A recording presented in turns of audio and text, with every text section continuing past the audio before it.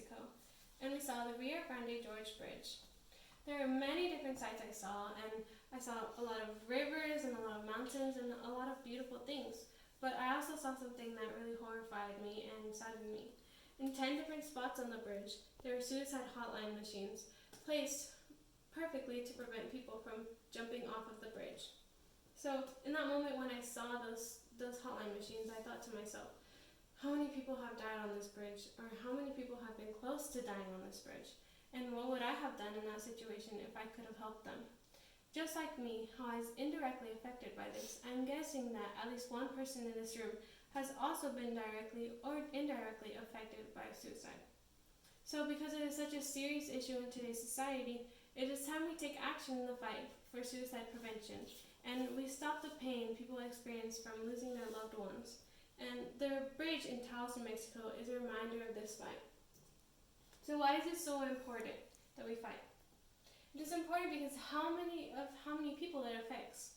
According to the CDC, there are 47,511 people who died from intentional self-harm in 2019 in the US.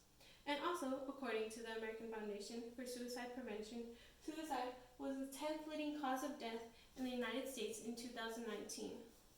So, even though it directly affects those people, it also directly affects their loved ones, their families, and their friends.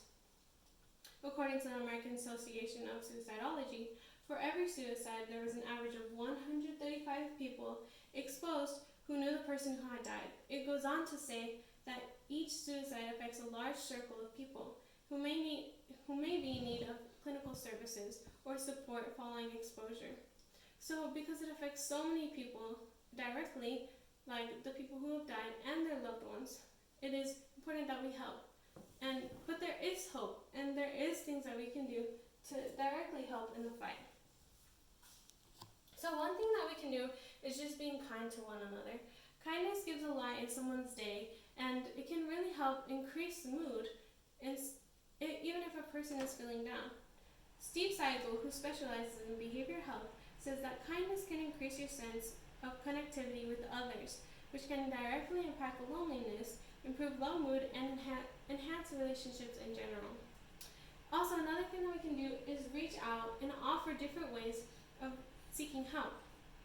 The article We Can All Prevent Suicide on suicidepreventionlifeline.org says that evidence shows that providing support services, talking about suicide, reducing access to the means of self-harm, and following up with loved ones are just some actions we can all make to help others.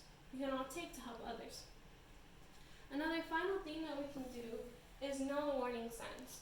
When people are acting differently, or when they're acting very anxious or very sad, these are signs that we can see and we can act on.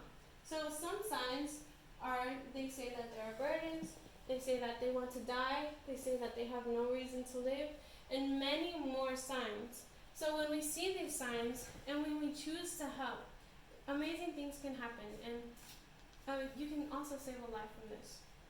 So another question that I ask myself is, should I help if there's no need around me? So yes, of course that you can help in this fight by directly donating to the American Foundation for Suicide Prevention. So if you don't think that these things help, or if they're just not important in the fight, then I strongly encourage you to reconsider, because this ultimately helps someone one way or another. Even when someone is having the best day ever, some kindness can even make it more great. Or whenever they're in their lowest point of their lives, it can ultimately affect them in a positive way. So I hope that you'll see to my request and take suicide prevention seriously. It can ultimately save someone's life, help someone in a mental space, show someone that they're not alone, and prevent loss of life. Because, as ex-President Barack Obama says, every life must be given the chance to realize its full potential, and that every life matters. Thank you.